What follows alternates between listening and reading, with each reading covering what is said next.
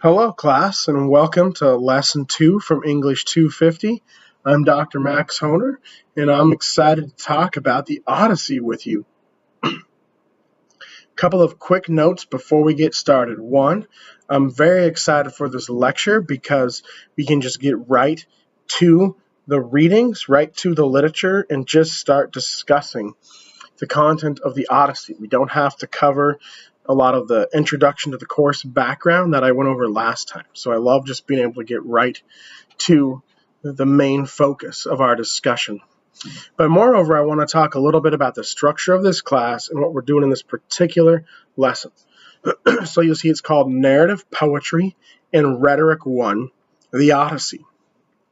We're going to study two of our four genres today. Remember, this is Introduction to Genre. So we're going to study poetry and rhetoric. Remember, the four main genres we're looking at are drama, poetry, rhetoric, and fiction.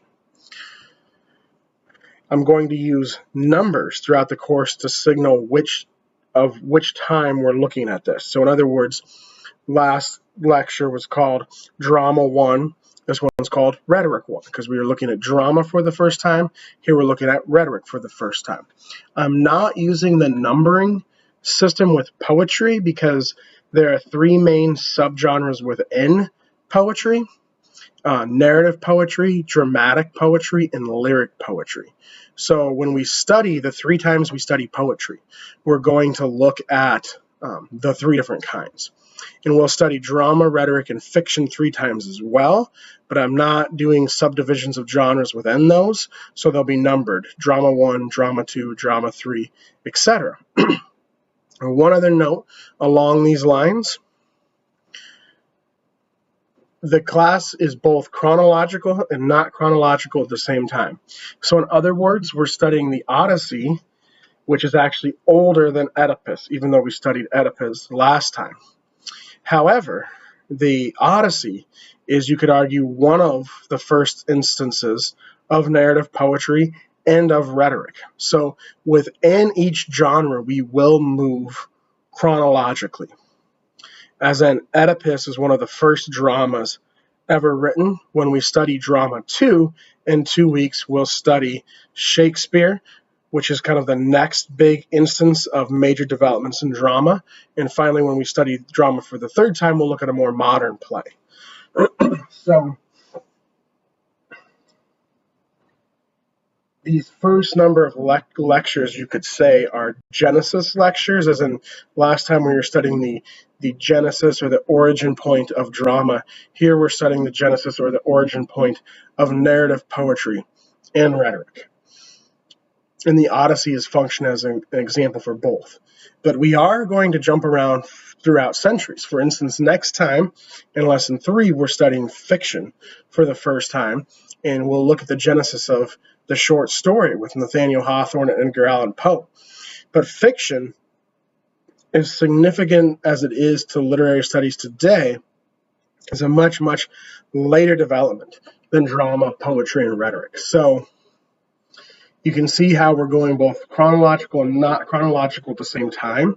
We're basically doing 4 different studies in the 4 different genres spread throughout the quarter. And keeping in mind that the goal is to learn about the nuances, the specific details of each genre, so that as you take other classes, more upper division classes later on, you know how to read and analyze these different types of texts because they take different reading and analytical skills. So let's now turn to the Odyssey and see how it is an example of both of these things: narrative poetry and rhetoric. We're going to start with narrative poetry first. And so we're going to be looking in the first part of this lesson at the narrative of the Odyssey, how it functions, how the narrative conveys some of the main themes of the Odyssey. And in the second part of the lecture, we'll look more at how specifically Odysseus and other characters use rhetoric in the speeches that they make. So I said a few minutes ago that the Odyssey was the genesis, you could argue, of narrative poetry and rhetoric. Not 100%, but mainly. I know that sounds confusing. So what I'm saying is the Odyssey was not the first narrative poem. You could argue that Gilgamesh from ancient Mesopotamia in the Sumerian language is the first ever narrative poem. And the Iliad, which Homer wrote a little bit before the Odyssey, would be another example. However, of those three ancient epics, I would argue that the Odyssey is the finest of them. So I think we should use it as our example. And while rhetoric is very prominent in all three, particularly in the Iliad as well, I think you see the clearest convergence of rhetoric and narrative poetry. And the two are very related, which is why we're covering both of them in this particular lecture. So, thus, our reason for studying the Odyssey. And I mention that because first we're going to take just a few very brief minutes and look at the historical context. As I said last time, I think it's absolutely pivotal, crucial to understand the historical context surrounding a text. You need that to understand the meaning, the message of the text itself. But because we're covering different time periods, not one specific time period in this class, and our main focus is genre, the historical part of the lectures will be very brief compared to other classes you may take from me or some of you have taken from me. And here in this historical context, we're going to mainly look at narrative poetry. So what is a narrative poem? It's a longish poem that tells a story rather than describes a subject. So if you've read poetry, and we probably all have, what probably first comes to your mind is a short poem, 16, 20 lines, something like that, maybe by Emily Dickinson or William Blake, that describes a specific thing. Like William Blake's The Tiger just describes the tiger. And it alludes to all kinds of interesting ideas, but it doesn't tell a story. It doesn't have a narrative in the way fiction, drama usually do. That's what comes to most people's mind with poetry, because that's what's more recent about poetry, or that's what most poets do more recently. Narrative poetry, though still around, isn't as common anymore. And also, that's what sets poetry apart more so from the other genres, what makes it perhaps less accessible or more challenging. When people think of things like Gilgamesh and the Iliad and the Odyssey, they probably don't immediately think of them as poems or even realize that they are poems. You've probably heard the word epic to refer to those specific texts I just mentioned, the earliest narrative poems, Gilgamesh, the Iliad, the Odyssey.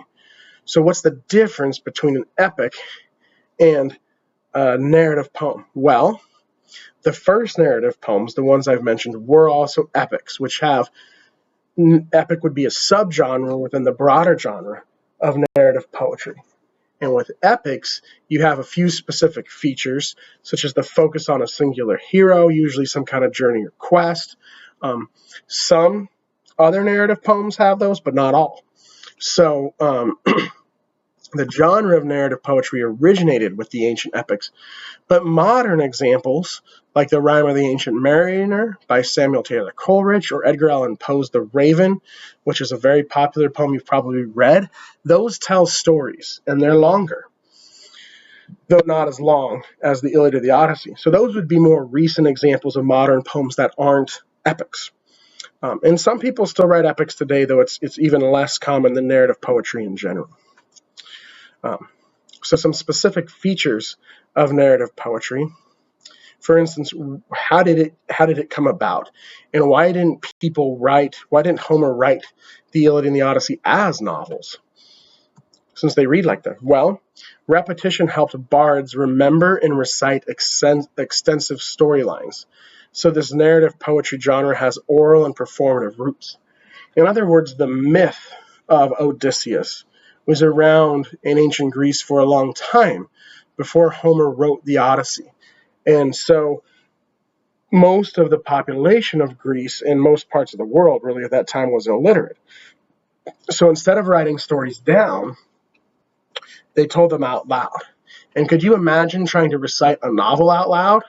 As tough as poetry can be to interpret it, it's certainly easier to memorize than, say, something by Charles Dickens or any other novelist. So they would rhyme, and they would structure lines with meter and rhythm like you get in lyric poetry.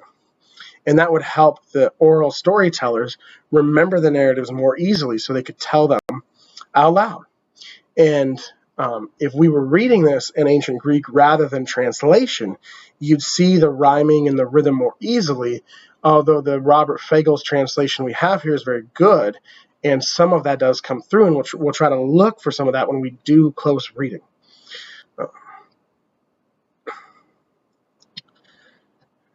Now, I talked before about the connections between narrative poetry and rhetoric and why we're studying them in the same lesson.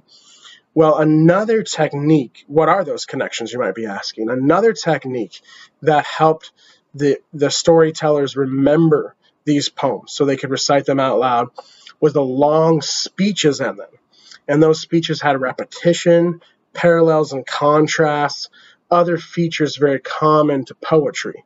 And so you see long speeches in the Iliad and the Odyssey in part because it would help the bards remember them, but also because the Greeks really loved rhetoric. And by the time Homer was writing these poems, you started to have some understanding of rhetoric and the importance of the means of persuasion amongst the ancient Greeks. So this is where that intertwining of narrative poetry and rhetoric happens, and why we're studying both in this particular lecture. And I want to just end with a question. This is not really a question for the discussion board, although you could certainly bring it up in relation to some of the discussion board questions I will give you later. But I think this would just be a great thing to discuss if we were in a classroom together, so I wanted to give it to you as food for thought. Why might someone today choose to tell a story in verse form rather than prose? Like, if you want to write a narrative, a story, would you do it as a poem ever instead of just as a short story or a novel?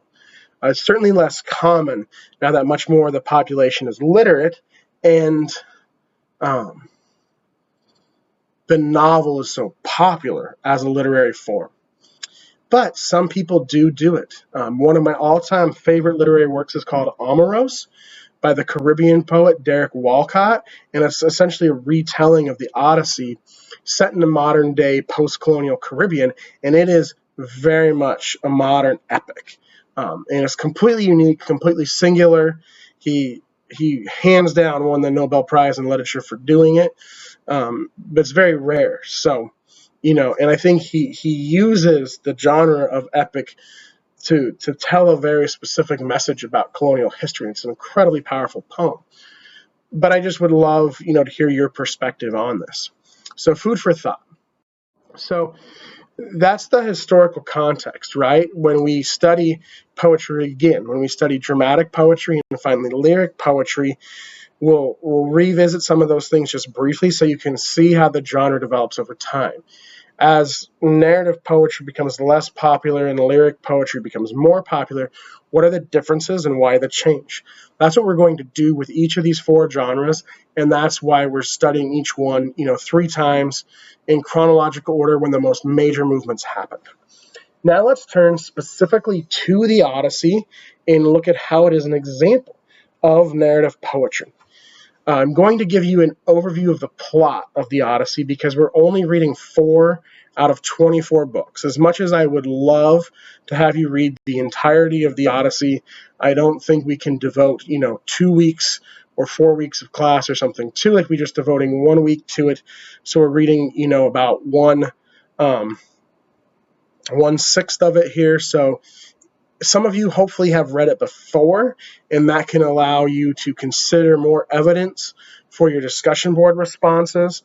But for those of you who have not read it before, I want to give you some background of the plot here, basically an overview to kind of frame the narrative for you, because the narrative structure is incredibly important in the Odyssey, and that's one of the reasons why I've chosen it as our example of narrative poetry.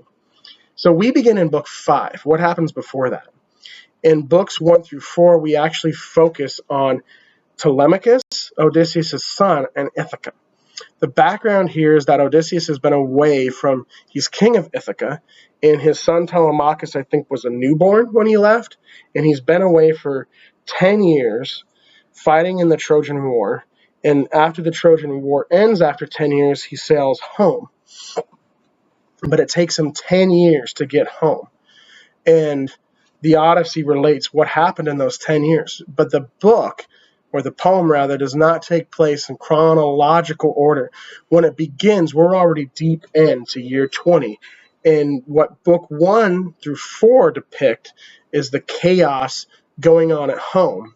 And Penelope, Odysseus' wife, and his son Telemachus, who's now about 20 years old, trying to fend off these suitors who want to marry Penelope, assuming Odysseus is dead, so that they can seize control of his kingdom. So we get in the first 4 books kind of a picture of that.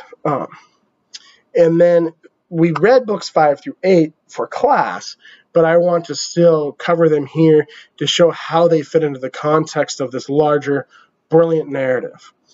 In books 5 through 6, Odysseus is on Calypso's island, and then in book 6, he first arrives at the island of the Phaeacians. And so these are Calypso's island and the island of the Phaeacians are literally his last 2 stops. So we're still deep into year 20 here. And getting from Calypso's island, or getting off of her island, is one of his last challenges. And his final challenge is to convince the Phaeacians to send him home. So again, we're still very close to what you could call the end of the narrative. Books 7 through 8, as you read, are his encounters with the Phaeacians. And I assigned those because they really are some of the best examples of rhetoric from the Odyssey and his speeches he gives there. But what happens is the Phaeacians are his ticket home. They can give him a new ship because at Calypso's island, he's, by himself with no boat. And we know he left the end of the Trojan War with, a full complement of men and a powerful ship. But he's lost all of that by the time he's at Calypso's island end of year 20. And so what has happened is one question, and how will we get home is the other question.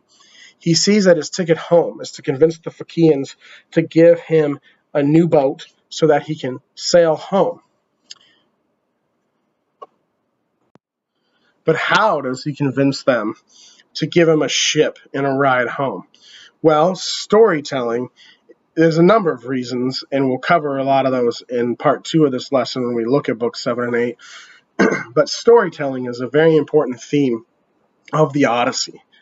And he tells his story. He recites what happened in those first 9.5 years after leaving Troy in books 9 through 12. And those are the most famous parts of the Odyssey because you have things like the Lotus Eaters and the Cyclops, and Odysseus' pride when he's fighting the Cyclops is actually the reason why the Cyclops' father, Poseidon, is angry at him and making the journey difficult. Book 10 focuses on his time on Circe's island, and Circe is one of the most important. She's a goddess from ancient Greek culture. She's one of the most important characters in the Odyssey. Book 11, he journeys to the underworld, which is a very symbolic and significant event that other writers have referenced. Book 12, he faces the Sirens. I'm sure you're familiar with the Sirens. Some other monsters like Scylla and Charybdis. And so these are his exploits, the majority of his journey, 9.5 years. But it's not told by the third-person omniscient narrator that we get throughout most of the narrative poem. They're told out loud by Odysseus to the Phaeacians, and the Phaeacians are so impressed with the story that they give him the ship to get home. So the events of the text happen out of order, at least as the readers receive them.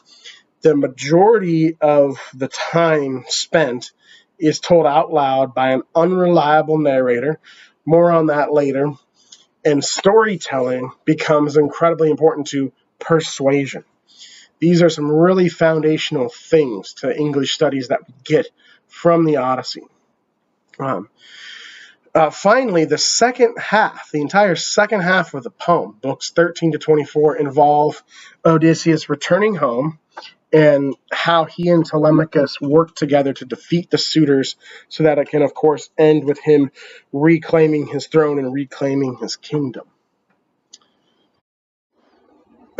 So a couple quick notes on here of kind of drive us into our discussion now that we've got the plot covered. One way to think of the Odyssey is as the journey is more important than the destination, because he's crowned king, returns and regains his throne to be crowned king again at the very end of the text. And even the battles with the suitors and all of the things he goes through in the second half could still be considered a journey. So the journey is more important than the destination. That's kind of a given with the Odyssey.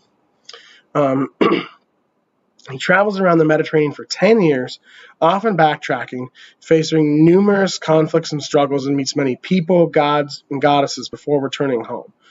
So if the journey is more important than the destination, these are the things that happen on his journey. We must learn something from them.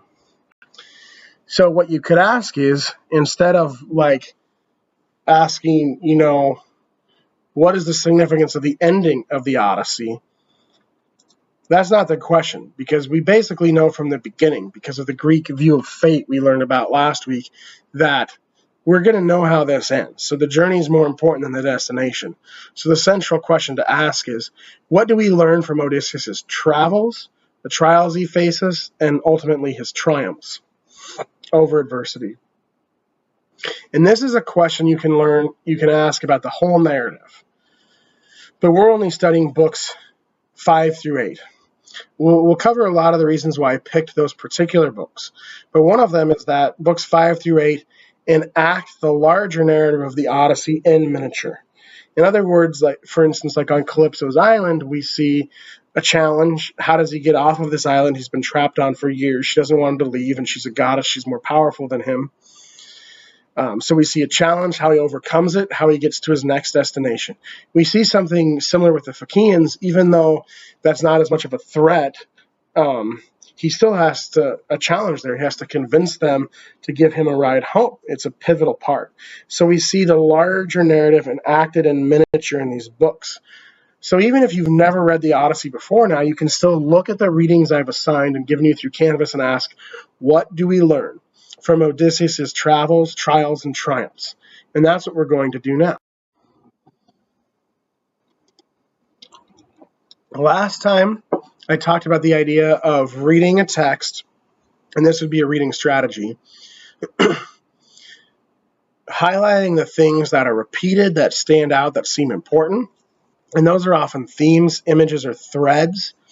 Thread is a meta here for something we can pull on, and as it unravels, more of the meaning of the text comes out. We see how it's been woven together.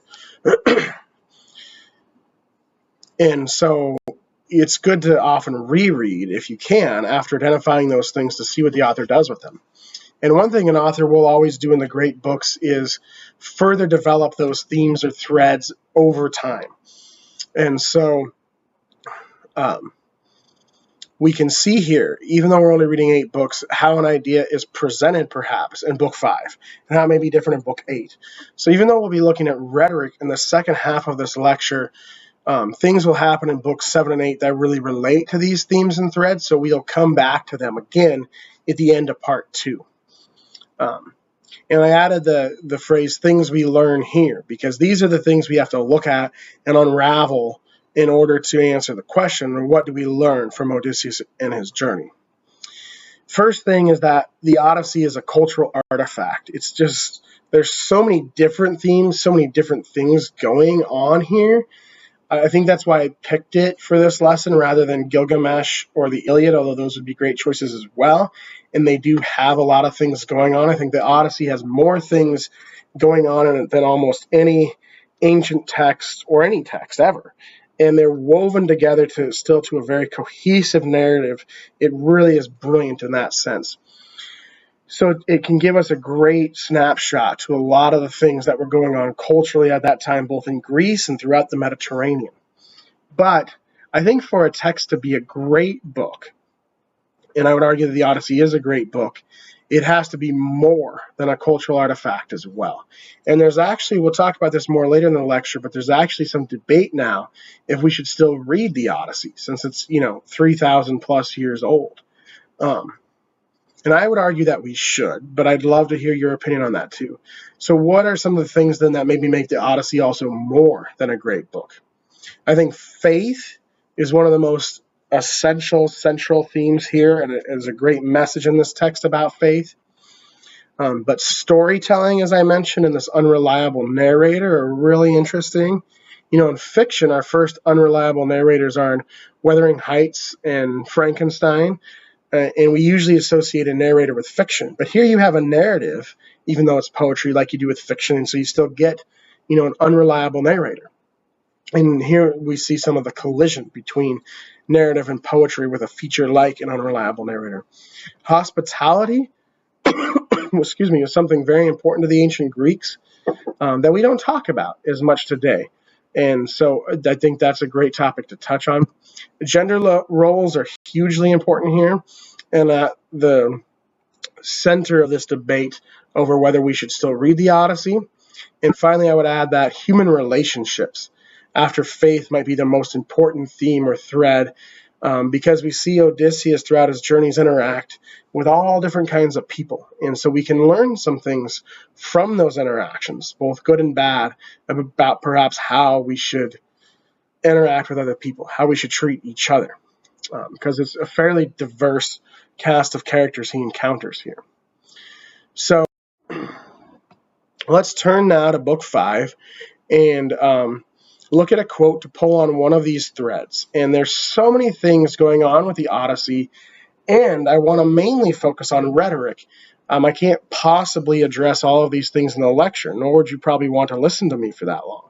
So what I'm going to do here is just focus on one of the threads, one of the most important ones, faith, and then from then we'll launch into the second lesson on rhetoric. And my discussion board questions will give you a lot to do with the other themes and threads. So we'll still address all of them, but I'm only going to really address one through close reading here, although they're very unrelated. So others will come up. But with the question of faith, a question that comes to mind whenever I teach this, that I have struggled with for years in reading it and teaching it, is how do you reconcile Odysseus' infidelity with Penelope's steadfast commitment? Because he's clearly been sleeping with Calypso on this island for years in Book 5, and then he does again the night before he leaves, right at the end of this quote I'm about to show. But if you've read more of the Odyssey or somewhat familiar with it, you'll know there's a lengthy passage. That's one of the most famous speeches at the end, where Odysseus makes a speech to Penelope after he's home about their wedding bed, and asking her, it's a strong bed he built out of wood that's incredibly heavy, hard to move. He asks her if it's been moved at all while he's been gone, which the subtext is, did you sleep with any of these suitors? And that seems really unfair, right? Because he's been with Calypso and Circe, and probably others while he's been gone. And so what do we do with this? Because their marriage, their relationship is central to this text. Well, one answer I often hear that I've even given myself in class before I truly understood this text better was the culture. Right? In ancient Greece, it would be common practice for the man to have relationships outside of wedlock, and not the woman. It was a double standard. And so he could still be faithful, in air quotes, you could argue, in a Greek context. And it's, to the Greeks, this wouldn't have been an issue in terms of his commitment to Penelope. But I would say now that I have more experience reading and teaching this poem, that's a fair answer, but more than an answer, it's an evasion. It doesn't really get at the heart of the question. I don't think we should judge literary characters from 3,000 years ago by the standards we have today, but at the same time, Odysseus is very intentionally on Homer's part a flawed character. He is by no means meant to be a perfect character. That would be uninteresting. So his extramarital affairs, although culturally acceptable at the time, can still be part of his flaws. But if that's true, then how do we handle this question of his faith and commitment to Penelope? Well, I say maybe his faith, maybe his commitment isn't a marriage commitment, but a commitment to return home. Let's look at this quote and then Think about that some. Ah, great goddess, worldly Odysseus answered, don't be angry with me. Please, all that you say is true, how well I know. Look at my wise Penelope. She falls far short of you. Your beauty, stature, she is mortal after all, and you never age or die.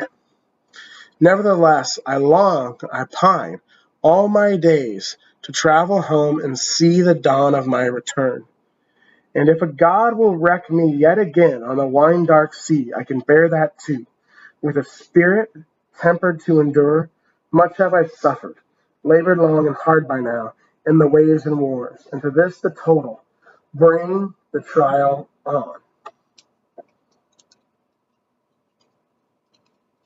Now, as soon as this great speech here ends, he sleeps with Calypso again. I didn't feel the need to include that on the slide.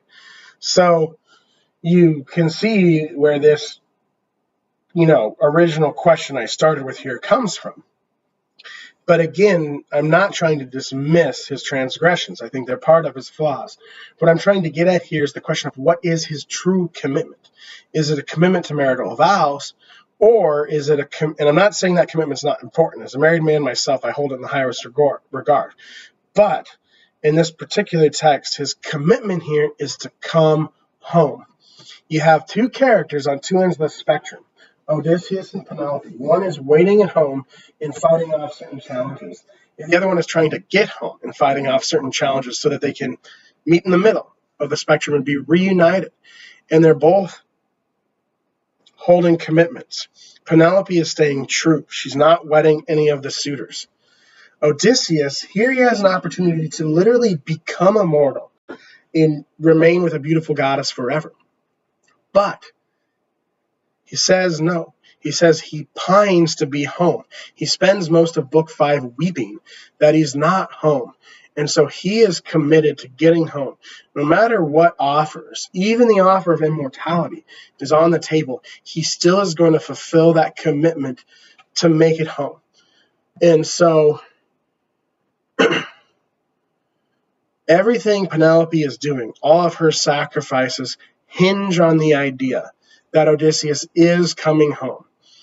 He may do some things along the way that show his flaws, but those things won't prevent him from getting home. On the other end, all the sacrifices Odysseus is making are contingent on the idea that Penelope is at home being faithful, maintaining the kingdom. So they each are in an incredibly vulnerable position, and they've each put their trust and their faith entirely in someone else, and they can only see the successful completion of that mission if the other person is faithful to that promise. Penelope's promise to be faithful to their marital vows, and Odysseus' promise to indeed return home. And they both hold up those commitments, and that's why at the end of book 24, we do indeed have a happy ending. And even though we haven't read the whole text, you can see that part of the narrative enacted in miniature in book 5 here in this quote. And I think having faith makes one vulnerable, but we've all put our faith in something. It may be different for each of us, or for some of us, but we've all put our faith in something. And I think maintaining that faith is really crucial, really important. And it's pivotal to human existence. If we can't be vulnerable, if we can't put our faith and trust in others, then we reach the limits of human existence. As we saw great literary works test the limits of human existence, we see what they are here with the theme of faith in the Odyssey. And so it teaches us a great lesson about having faith for 20 years in the face of great adversity. And as much as we don't want to forgive Odysseus for his extramarital transgressions, and we shouldn't, we do see a character who is faithful with the one most important vow he's made. And the goal here isn't to applaud Odysseus at all. He's a flawed character. The goal here is to learn an important lesson about faith. Now we see it. So that's my close reading of book 5 to show how the narrative specifically of the Odyssey is enacted in miniature through one important theme in just one book. What are some discussion questions you can do for this first part of the lesson? What other things did you learn? If you think about the narrative you see play out in books 5 through 8, what did you learn? And so this first question is very open-ended, and along those lines, you can talk about things from books 5 through, or books 7 and 8 if you want to, even though this is part 1. I'm dividing it up into 2 parts, even though it's one text. Usually we'll have 2 texts, so that's a little awkward this time. But, I would recommend reading them all before starting each lecture video, and you can talk about anything you want and you can talk about anything you want from the Odyssey if you've read more of it. And hopefully you've seen kind of the connection here between narrative and poetry, but you can definitely address it if you want on the discussion board. Since the Odyssey is an example of narrative poetry, even though we're reading it in translation, hopefully you saw how that passage I read had some poetical force behind it. So which passages from books 5 through 8, or other parts of the Odyssey, if you've read them, remind you of reading poetry, that even in English have a feeling of rhythm or rhyme or some other feature of poetry? Where does the poetry of the original come through for you, even if we're reading it in translation? And to address 2 of the themes that I talked about a few slides ago in terms of the main themes or threads we're pulling on, I think in these first 2 books, books 5 and 6, you really see some interesting portrayals of women, particularly Calypso, Athena, and Nausicaa. Do you think of these as positive or negative? And why? What are your standards for that? And if you've read the Odyssey before, you could, or if you know of it, or know enough to answer the question, you could also talk about Penelope and Circe, because I actually think they're much more important than the 3 female characters we do see in these books. Even though Calypso, Athena, and Nausicaa are very interesting in of themselves as well, I just comparatively not quite at the same level as Penelope and Circe. But this is a really important question for a number of reasons, but one of them being, if this article here, you can click on the link on Canvas on the assignment page where I have the questions there. This is an article that explains why some schools are considering banning the Odyssey. And there's a variety of reasons, but one would be they think the portrayals of women are sexist, basically. And certainly ancient Greece was a patriarchal society. And so I'm just curious, what do you think? And think one thing we have to keep in mind is a text might present something or someone in a very negative way, but the way that negative portrayal is treated is important to take into consideration as well, because the author may be trying to actually critique that very portrayal rather than uphold it, and that may be the reason for the portrayal. Now, I'm not saying that happens every time we see a female character in the Odyssey. I just want you to have that in the back of your mind as you consider this question.